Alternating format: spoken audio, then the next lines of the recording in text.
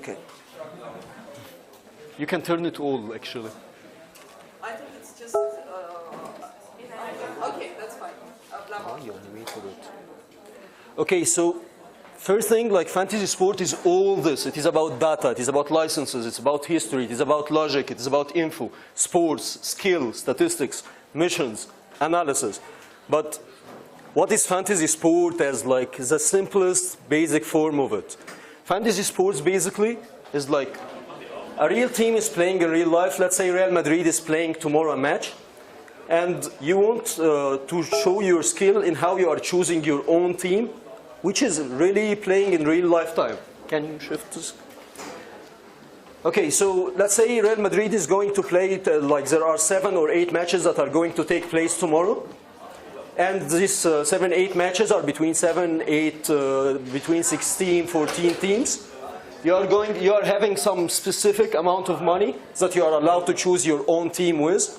You see here every player from these teams, which are going to play, having a specific salary, specific money, as if you are a manager and you are buying these players from real lifetime. Let's say that this team, for example, Cristiano Ronaldo is $10,000.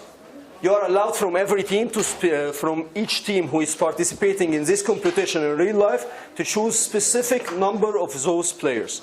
So that you cannot choose the best players ever all the time. You can choose from this team, some of them within some specific salary that is preset by the person who is providing this product to you.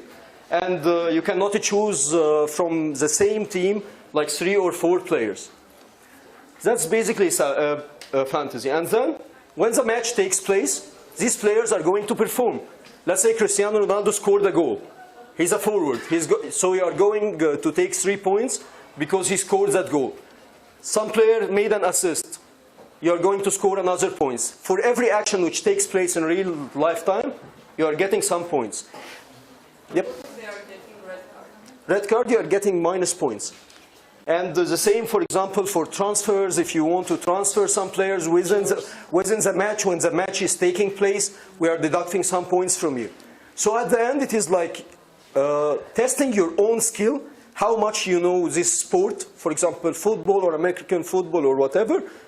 Testing your own skill, how you can choose this team to get these points. And you are competing against many other people. Like in a tournament, for example, you can have 100 people playing the same game. Every one of them is creating his own team.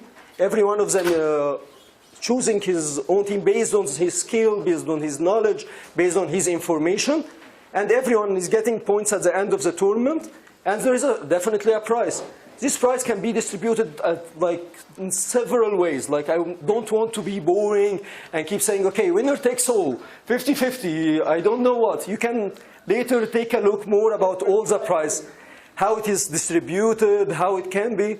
But it is definitely like just a skill game where everyone is testing his own skills. Can you go? Okay, the history of fantasy sports. Basically, fantasy sport was a very funny idea. It was 54 years ago, definitely in 1962. In a hotel, this guy was a member of a team called Oakland Raiders. They were an American football team. He decided, okay, let's create something called the rules of fantasy sports.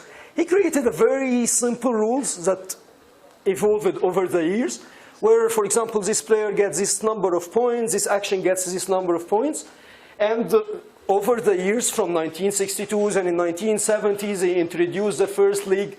It was called the GOPPPL. And then 1974, the girls' division started to appear. In 1990s, you know that the internet started. So Yahoo in 1999 decided, okay, let's make fantasy sports go public. Let's create the first fantasy sports website ever. And so on and so on. A lot of other websites started to create it. So that's why nowadays it is one of the most popular skill games that Americans are having, and the market started to change. But before going through this, okay. So does it mean that before... Okay, sorry. I have created this slide, guys. Okay. So does it mean that before these computers and the internet came, people were getting together? People were going to bars actually, and drinking in the bars, and while drinking in the bars, he sees a newspaper, He sees a calculator, he has a pen and paper, he reads about the news, okay, this player is playing perfect this time, okay, I'm going to choose him in my team according to the regulations set by a bill in like 1962, and then they do it, and after the season finishes, the journal is going to publish the results of this sport, who won and who did what. It was pretty simple and better actually at that time. Okay, you can go forward. Okay, first thing, like, in order to enter this market, you need to study your own market to understand what competitors do have, what everyone is providing, what kind of prices they are giving, what kind of teams they are giving, drafting methods, what kind of content they are providing. Then you are creating like a plan, a full architecture of how you want your website, your product to appear like.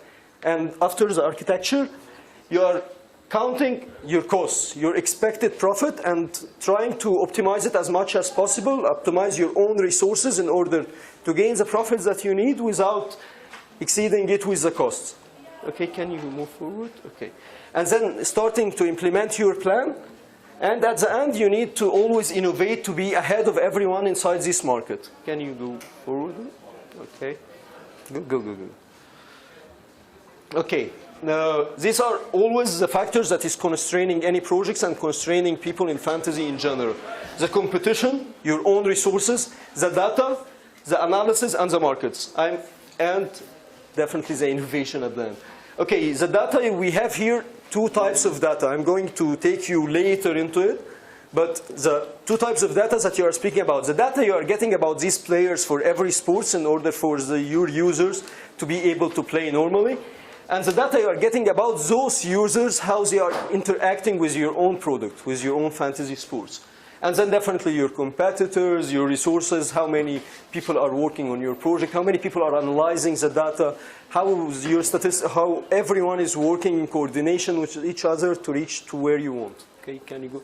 Okay, so my colleague here, Bhabken, is going to take you to some boring part about some statistics. It's very helpful product only. Okay. Yes. Fantasy sports is boring, so. Product owners doesn't like statistics, I think.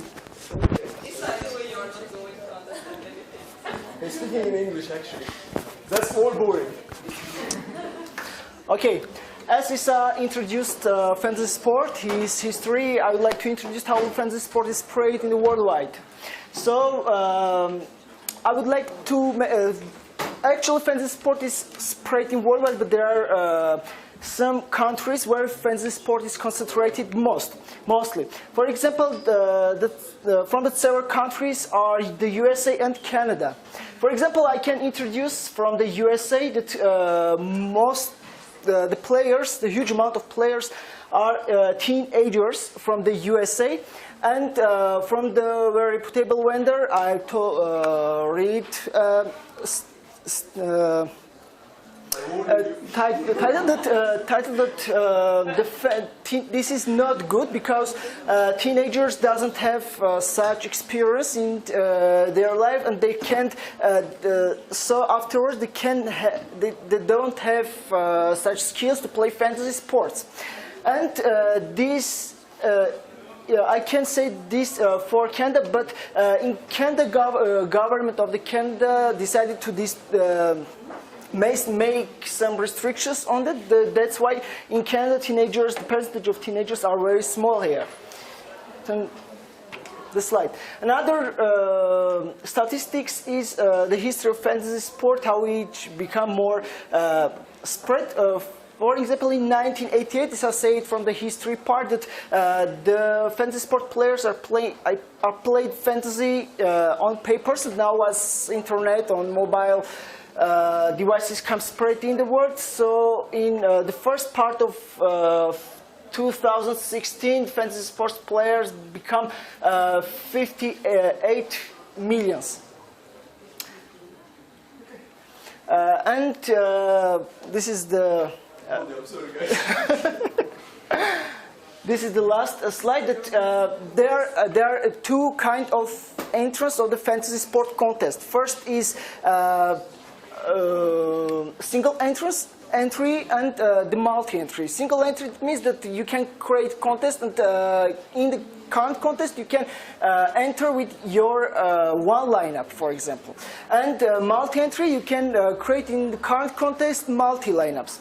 And this statistics shows the image that, for example, in 2016, the West of not the West, the entry fee amount according to 12 months become more than $300. And now I would like to introduce the classical fantasy sport environment. Actually, our company BetConstruct works according to this environment. So this is the UI UX, where is all the feature in front of the user. For example, from this view, you can create contest you can enter contest into contest, etc., etc. So this is classical fantasy sport UX. And I would like to mention that fantasy sports can be introduced in terms of any sport. For example, soccer, for example, NBA, baseball, I don't know. But in my point of view, I can say the future of the fantasy sport is in terms of esports. Now this is the screenshot of the esports tournament, Dota 2. In this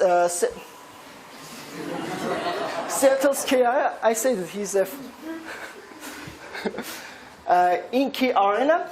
Here, for what I'm saying that the future of fantasy sports is esport, because esport is a new business, is a huge business, and the investment on this area, in this sphere, is huge. The companies who invest on this area, in this sphere, are the giants such as Samsung, Asus, Intel, American Card, KFC, and for example, in 2016 tournament, just Intel invested $3 billion there. Strictly said that that's why the e-sport is the most potential. Yes, he has more potential in fantasy sports sphere. So this Apple guy wants to continue this speech. That's why I'm come on stage. Every time we should say something. It's crazy.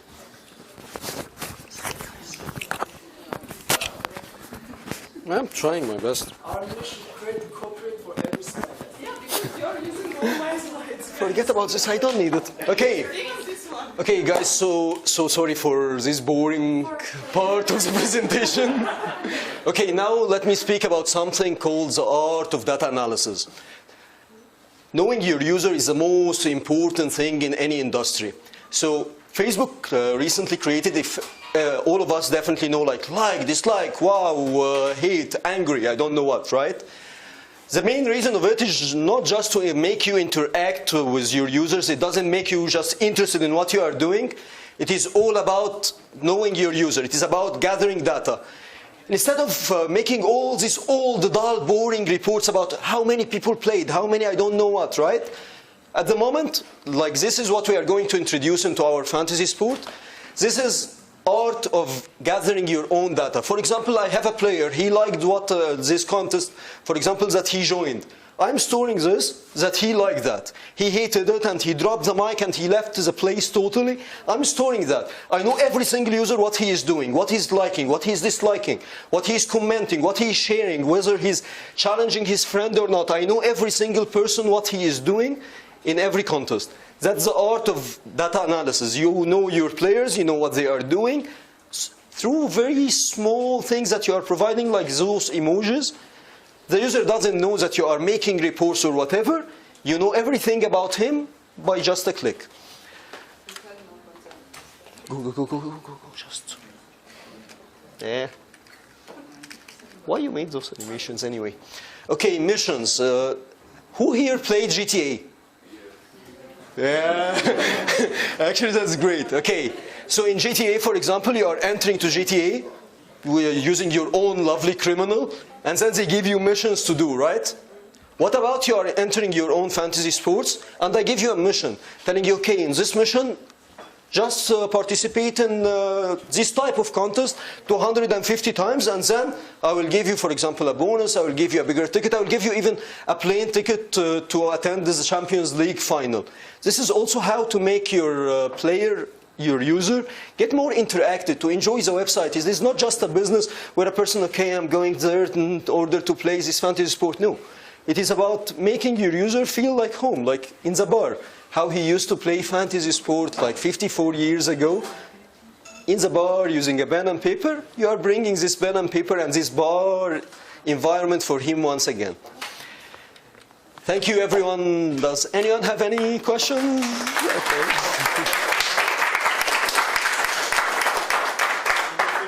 In the future, we can see the fantasy sport for MMA. At the moment, we don't have, for Bet Construct, we don't have plans for MMA. We have like schedules that we are working with, starting with soccers and American footballs and baseballs and then ice hockeys and NPA, then cyber sports. No, it's not a secret. It's like, okay. Any questions? Because fantasy sports require liquidity.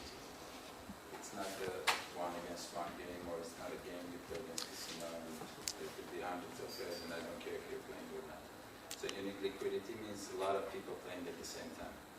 And the sports that have big following, a huge group of fans who will be participating, those are more popular in fantasy sports. Sports that are niche sports that don't have such a, or they don't have exposure. You can see MMA games everywhere, but you can see football everywhere. So that's why MMA probably is on The lower, the end of the list. Yeah. Who won to win Euro 2000? My personal opinion. Yeah, definitely Egypt. No, actually, if you. According to fantasy. If we are going according to statistics, France is going to win. But my personal opinion, no, I don't think so. Then Egypt, yeah. Thank you, sir. Thank you, guys.